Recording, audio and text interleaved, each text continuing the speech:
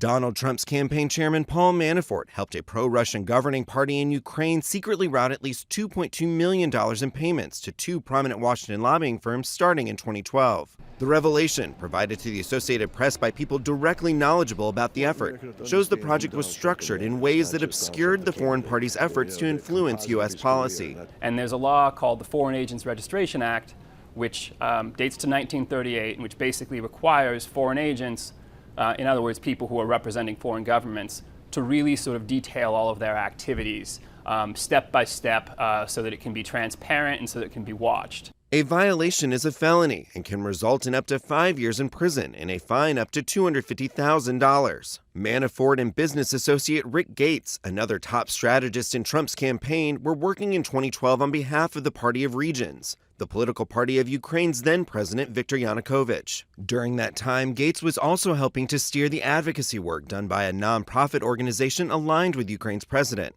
That nonprofit, the newly created European Center for a Modern Ukraine, subsequently paid at least $2.2 million to two Washington lobbying firms, Podesta Group Inc. and Mercury LLC, to advocate positions generally in line with those of Yanukovych's government, but without an overt connection that would have triggered the notification requirement. Gates told the AP that he and Manafort introduced the lobbying firms to the nonprofit and occasionally consulted with the firms on Ukrainian politics, calling the actions lawful. John Ward Anderson, a current Podesta employee who attended the meeting, said in a statement, quote, "I was never given any reason to believe Rick was a Party of Regions consultant.